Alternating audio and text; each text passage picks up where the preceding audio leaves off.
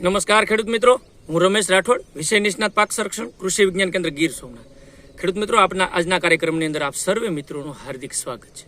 મિત્રો, આપણને ખ્યાલ છે કે આ સોશિયલ મીડિયાનું એક માધ્યમ અને એ માધ્યમનો ખેતીમાં સદુપયોગ થાય એના માટેના આપણે સતત પ્રયત્ન કરી રહ્યા છીએ.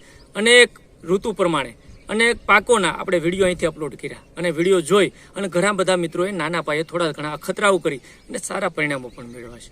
એમના ફીડબેક, એમના જે પ્રતિભાવો આવી રહ્યા છે, ખૂબ સારી માહિતીઓ આપણને મળી રહી છે. અને સાથે મળી અને ખેતીને સમૃદ્ધ કરવા માટેની આ પહેલમાં આપણે સૌ સાથે મળીને આગળ વધીએ.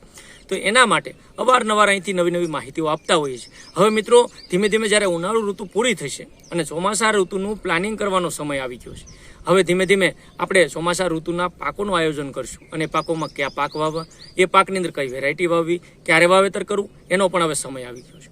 અગાઉના ઘણા બધા વિડીયોમાં આપણે આ વાતો કરતા હોઈએ છીએ. આજે મારે જે વાત કરવી છે, એક ચોમાસુ ઋતુની અંદર મગફળીની એક એવી જાત જે જાતે છેલ્લા 2-3 વર્ષમાં ખૂબ સારું પરફોર્મન્સ કર્યું છે. ખેડૂતોને આ જાત વાવેતર કરી અને સારા પરિણામો પણ મળ્યા છે અને પરિણામોના આધારે એને સારા કમાણી પણ કરાવી આપી છે. અને આ જાત એટલે કે જુનાગઢ કૃષિ યુનિવર્સિટી દ્વારા અને એમનું મુખ્ય તેલીબિયા સંશોધન કેન્દ્ર દ્વારા રિલીઝ થયેલી જાત એટલે કે 32 નંબરની જાત, GJG 32 તરીકે ઓળખાતી આ જાત. અને આ જાતની મારે સંપૂર્ણ આજે આ વિડીયોની અંદર વાત કરવી છે. આ વિડીયો શરૂ કરવું પહેલાં આપ સર્વને ખાસ વિનંતી છે કે મિત્રો, આપણે ચેનલની અંદર નવા હો, હજી સુધી આપણે આ ચેનલ સબસ્ક્રાઇબ ન કરી હોય તો પહેલું કામ આ ચેનલ સબસ્ક્રાઇબ કરી લેજો. ત્યારબાદ ચેનલ સબસ્ક્રાઇબ કર્યા પછી ઘંટડીના બટન ઉપર ક્લિક કરજો એટલે તમને ઓલ નોટિફિકેશન આવી જશે અને તમામ પ્રકારના વિડીયો જે અપલોડ કરવામાં આવે મળતા થઈ જશે. તમને માહિતી પૂરી મળશે. ત્યારબાદ વિડીયો પૂરેપૂરો જોઈ અને જો તમને ગમે તો એને લાઇક કરવાનું ભૂલતા નહીં અને ત્યારબાદ આ વિડીયોને શેર પણ કરી દેજો. એટલે બધા જ મિત્રો, તમારા જેટલા પણ ગ્રુપો હોય, જેટલા પણ મિત્રો ઓળખીતા હોય, એને શેર કરજો. એ લોકો માહિતી કમસે કમ જોઈને પછી જાણીને અપનાવવાની, જો અપનાવશે તો એનો ફાયદો પણ દેખાશે. તો મિત્રો, મારે વાત કરવી છે આ 32 નંબરની જાત અને જાત શા માટે વાવવી જોઈએ. આવા ઘણા બધા પ્રશ્નો આપણે થતા હોય. આ જાતની સારી બાબતો કઈ છે, નેગેટિવ બાબતો કઈ છે, બંનેની વાતો હું આ વિડીયોની અંદર કરવાનો છું. તો વિડીયોની અંદર પૂરેપૂરા અંત સુધી આપ જોડાયેલા રહેજો. મિત્રો, મેં કીધું એમ GJG 32, આ 32 નંબરની જાત ગુજરાત જુનાગઢ 32 તરીકે ઓળખાય. આ જાત આપણું જુનાગઢ કૃષિ યુનિવર્સિટીના મુખ્ય તેલીબિયા સંશોધન કેન્દ્ર ખાતેથી રિલીઝ કરવામાં આવી, જાત બહાર પાડવામાં આવી અને આ જાત 2016 અને 17ની અંદર બહાર પાડવામાં આવી. ઘણા બધા બીટી તરીકે આ જાતને ઓળખે, બીટી 32 કે કડવી કે. મિત્રો, આ જાતનું નામ ફરી એક વખત કહું, GJG 32 ગુજરાત જુનાગઢ 32 નંબરની જાત છે. અન્ય જે નામ આપી રહ્યા છે એ પોતે આપણે ઉપજાવેલા નામો છે. આવું આ જાતની અંદર બીજું કોઈ નથી, પણ GJG 32 તરીકે આ જાત મિત્રો આપણે ઓળખવી જોઈએ. હવે મિત્રો, વાત કરીએ ખાસ કરીને આનો પ્રકાર કેવો છે. તો આ ઉભળી જાત છે, એટલે કે એના છોડ છે એ ઊભા પ્રકારના થાય છે. તો આ જાતનું જ્યારે વાવેતર કરવાનું થાય એટલે ઉભળી જાતો હોય તો મિત્રો એનું 18 કે 20ની જાળી આપણે ચોક્કસથી વાવેતર કરી શકીએ. અને આ જાળીએ વાવેતર કરવાથી છોડની સંખ્યા વધશે, કારણ કે એ જાત ફેલાતી નથી, વેલડી કે અર્ધ વેલડી પ્રકાર નથી. એટલે ખાસ કરીને ઉભળી જાતની અંદર આવતી આ 32 નંબરની જાતનું વાવેતર મિત્રો એ જાળીએ ચોક્કસથી આપણે કરવું જોઈએ. તમારે 18 કે 20ની જાળીએ જે સેટિંગ આવતું હોય ઓળણીનું, એ પ્રમાણે આપણે મિત્રો વાવેતર કરવું. બીજું આવે એનું બિયારણ. ફરી એક વખત કહું છું કે હંમેશા જે બિયારણ ખરીદીએ છીએ એનો સોર્સ જોઈએ, ક્યાંથી આપણે બિયારણ લઈએ છીએ.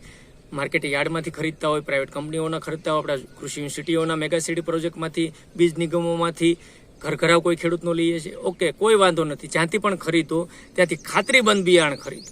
બીજું, જ્યાં પણ બહારથી સેન્ટરોમાંથી ખરીદતા હોય, પાકા બિલ સાથે બિયારણ ખરીદો. શુદ્ધતાની ખાતરી કરીને બિયારણ ખરીદો.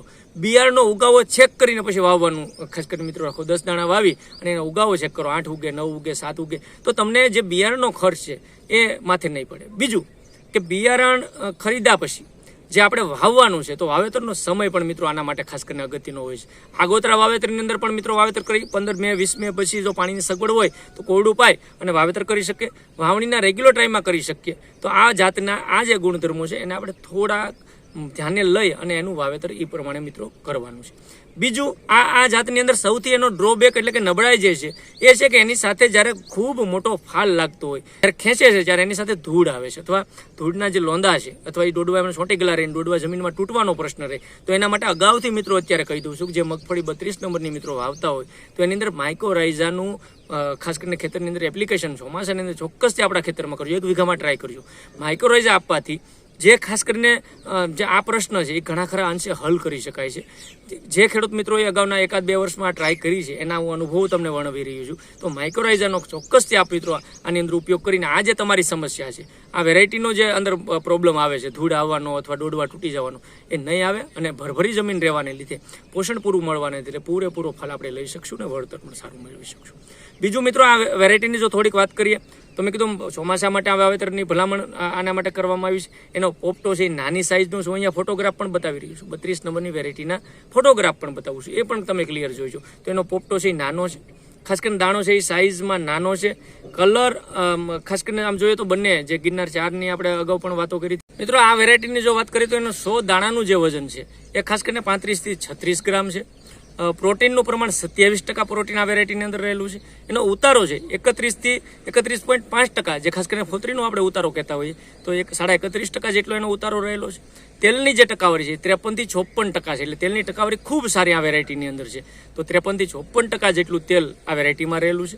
ખાસ કરીને તેલનો જે કલર છે એ સફેદ અને ખાસ કરીને થોડોક સફેદ કલર અને સહેજ પીળાશ પડતો પણ આનો જે તેલ જ્યારે કઢાવતો હોય 32 નંબરનું, તો આ ટાઈપનો તમને કલર જોવા મળતો હોય. એની શુદ્ધતાની આપણે ચકાસણી આના આધારે પણ મિત્રો કરી શકતા છીએ. બીજું ખાસ કરીને એનો હેતુ જે મહત્વનો આપણે ઘણી વખત હોય છે, તો આની અંદર પણ ઓલિક એસિડ છે. જેમ ગિરનાર 4-5ની અંદર ઓલિક એસિડની વાત કરતા હોય તો જીજેજી 32 નંબરની જાતની અંદર પણ 45 થી 50% જેટલું ઓલિક એસિડ તો રહેલું જ છે. એટલે એ દ્રષ્ટિએ ઠીક છે, ગિરનાર 4માં જે 78%થી વધારે ઓલિક એસિડ હોય, આમાં 45 થી 50%. એટલે એ કમ્પેરિઝનમાં ઓલિક એસિડની બાબતમાં આ વેરાયટી થોડીક નબળી પડતી હોય, પરંતુ તેલના ટકા પણ 53 થી 54% ખૂબ સારી બાબત કહેવાય. મિત્રો, આ વેરાયટીની વાત કરીએ તો ખાસ કરીને સ્વાદમાં શરૂઆતમાં આ વેરાયટી કડચી લાગે છે, એટલે કડવી લાગે એટલે આપણે એનું નામ કડવી જાત પાડી દીધું અથવા તો બીટી જાત પાડી દીધું. ઉત્પાદન ક્ષમતા ખૂબ વધારે છે એટલા માટે. તો પરંતુ આ જીજેજી 32 નંબરની મિત્રો જાત છે. રોગ પ્રતિકારક શક્તિની જો વાત કરીએ તો ખાસ કરીને રોગ પ્રતિકારક શક્તિમાં ખૂબ સારી જાત કહી શકાય મારી દ્રષ્ટિએ. બીજી અન્ય જાતો કરતાં આની રોગ પ્રતિકારક શક્તિ ખૂબ સારી છે. પાંદડાના ટપકાના રોગ અને ગેરુ સામે પણ સારી પ્રતિકારક શક્તિ ધરાવે છે. શરૂઆતના સ્ટેજની અંદર આ જેનું ગ્રીનરી કલર છે છેલ્લે સુધી ગ્રીન એટલે કે લીલી રહેવાની ક્ષમતા ધરાવે છે. એટલા માટે આ પ્રકારના રોગો આ વેરાયટીની અંદર આવતા નથી. એટલે આ વેરાયટી આપણે વાવવા માટેનું જે મહત્વનું મેં કીધું ને પોઝિટિવ કારણ, તો આની અંદર દવાનો ખર્ચ ઘટી જતો હોય. ઘણા ખરા ખેડૂત મિત્રો બીજી જે જાતો આની સાથે વાવતા હોય અલગ રીતે, તો આની અંદર જે ખાસ કરીને ફૂગજન્ય રોગો ઓછા આવવાને લીધે ફૂગનાશક દવાઓનું પ્રમાણ ઘટે છે. સતત ગ્રીન રહેવાને લીધે આનો ચારો છે એ પણ પશુપાલનની અંદર આપણે સારી રીતે ઉપયોગ કરી શકીએ. આ વેરાયટીની ક્ષમતા પણ ઉત્પાદન આપવાની સારી છે. તો આ એના પોઝિટિવ પોઈન્ટ છે. તો એ દ્રષ્ટિએ પણ આ વેરાયટીનું વાવેતર મિત્રો આપણે થોડા ઘણા અંશે કરી અને એની ટ્રાય પણ મિત્રો કરવી જોઈએ. અને બીજું ખાસ કરીને પાકવાના દિવસોની વાત કરીએ તો 115 થી 125 દિવસની અંદર થોડીક બીજી વેરાયટીઓ કરતાં થોડીક લેટ પાકે છે. એટલે અને 125 દિવસ મેં જે કીધા એ મહત્તમ પાકવાની એની ક્ષમતા છે. એટલે આ દિવસો પ્રમાણે પણ આયોજનનું આપણે ધ્યાન લેવું જોઈએ. ઉત્પાદનની જો વાત કરીએ તો મિત્રો આ વેરાયટીનું જે આપણા સંશોધનના ડેટા કહીએ 3600 કિલો પ્રતિ હેક્ટર, એટલે કે 1 હેક્ટરમાં 100 ગુઠાની અંદર 3600 કિલો જેટલું ઉત્પાદન દેવાની આ ક્ષમતા આ વેરાયટી મિત્રો ખાસ કરીને ધરાવતી હોય. તો એ દ્રષ્ટિએ પણ આપણે ધ્યાને લેવું જોઈએ. અને 16 ગુઠાના વીઘાની અંદર જો વાત કરીએ તો લગભગ 27 થી 30 મણ જેવું આ ડેટાબેઝની હું વાત કરું છું અત્યારે તો, કે ઉત્પાદન એટલું જે આપણા સંશોધનના ડેટા છે એની અંદર 27 થી 30 મણ પ્રતિ 16 ગુઠાના વીઘા દીઠ ઉત્પાદન થઈ. હવે મહત્તમ ઉત્પાદન ક્ષમતાની જો વાત કરીએ, સારી ટ્રીટમેન્ટ કરીએ, વાતાવરણ સારું રહે, આપણી જે કાળજીઓ સારી હોય, તો એ બધો જો આપણને સપોર્ટ કરે તો આ વેરાયટી 37 થી 40 મણ પ્રતિ વીઘા ખૂબ સારી ઉત્પાદન ક્ષમતા. મેં કીધું ને એવરેજ 35 થી 40 મણ તમે જો સારી વિસ્તાર હોય, સારી જમીન હોય, સારી આબોહવા હોય, મગફળીને લાયક આ બધી વસ્તુ હોય તો.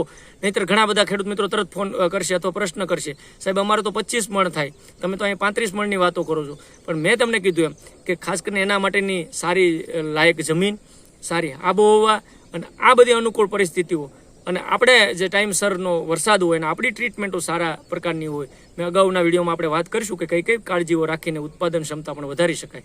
એ બધું હોય તો એની ઉત્પાદન ક્ષમતા 35 થી 40 મણ પ્રતિ વીઘા દીઠ આ 32 નંબરની જાત ઉત્પાદન આપવાની ક્ષમતા ધરાવે. મિત્રો, હવે આના બિયારણની મેં જે વાત કરી છે, ઘણી વખત આપણી કૃષિ યુનિવર્સિટીઓમાંથી પણ આનું બિયારણ મળતું હોય. ઘણા જુદા જુદા જે બીજ નિગમો છે આપણા એનાથી અથવા એગ્રી બિઝનેસ સેન્ટર થ્રુ એનું વેચાણ થતું હોય અથવા એના જે પણ નિમેલા ડીલર મિત્રો દ્વારા વેચાણ થતું હોય. તો આ ગુજરાત રાજ્ય બીજ નિગમ હોય કે આપણી કૃષિ યુનિવર્સિટીઓના મેગા સીડ પ્રોજેક્ટ હોય અથવા તો શુદ્ધતાવાળું જ્યાંથી બિયારણ મળતું એ બિયારણનું સિલેક્શન કરી અને આપણે જો વાવેતર કરશું તો ખૂબ સારા પરિણામો મળશે. સમયસર વાવેતર કરીએ, ટ્રીટમેન્ટ સાથે વાવેતર કરીએ, બીજ માવજત હોય કે વાવેતરનો સમય હોય, વાવેતરની જાળી એટલે કે અંતર હોય, એ બધી જ વસ્તુઓ. અને ખાસ મારી છેલ્લે ભલામણ છે કે હંમેશા ઉગાવો ચેક કરીને જ વાવેતર કરજો, એટલે તમારા બિયારણના મોંઘા પૈસા આપણે ફેલ ન જાય. ઘણી બધા હવા લાગેલું બિયારણ હોય, ભેજ લાગેલું બિયારણ હોય, આપણા સુધી પહોંચવામાં ઘણી બધો ટાઈમ લાગ્યો હોય, એટલે ઉગાવાના પ્રશ્નો પાછળથી ન આવે. એટલે મિત્રો આપણે શરૂઆતમાં જ 100 કિલો બિયારણ લીધું છે તો એમાંથી 10-20 દાણા વાવીને ટ્રાય કરી લઈએ અને ત્યારબાદ આપણી ખાતરી કરી અને પછી જ બિયારણનો ઉપયોગ કરીએ. પાકા બિલ સાથે જ્યાંથી પણ ખરીદો, પાકા બિલ સાથે ખરીદવાનો આગ્રહ રાખજો, તો ક્યારેય છેતરાવાનું નહીં થાય. ઓથોરાઇઝ ડીલર પાસેથી જ ખરીદ કરવાનો આગ્રહ રાખીએ. તો આ મિત્રો આ વાત જે બધી હતી એ GJG32 ગુજરાત જુનાગઢ 32 નંબરની જાત અને એની આખા લાક્ષણિકતાઓની મેં વાત કરી. ચોમાસાની અંદર આ વેરાયટી પણ ખૂબ સારું પરફોર્મન્સ આપી શકે, એનો પણ મિત્રો આપણે ઉપયોગ કરી શકાય. મિત્રો આની અંદર કાંઈ પણ પ્રશ્ન હોય તો મારા નંબર નોંધી લેજો, 9558294828. આ નંબર ઉપર કોલ કરી શકશો, તો વોટ્સએપ મેસેજ પણ કરશો, તો આપણે સાથે મળીને આગળના સમયમાં ખેતીની અંદર નવું કરવા માટેના સાથે મળીને પ્રયત્ન કરશું. આજના વિડીયોની અંદર એટલું જ. મિત્રો આ વિડીયો પૂરેપૂરો જોવા બદલ આપ સર્વનો હૃદયથી ખૂબ ખૂબ આભાર. મિત્રો આવી જ અવનવી માહિતી, ખેતીની નવી ટેકનિકલ માહિતી સાથે ફરી મળશું. ત્યાં સુધી મને રજા આપશું. આપ સર્વે મિત્રોનો ખૂબ ખૂબ આભાર. ધન્યવાદ. Thank you.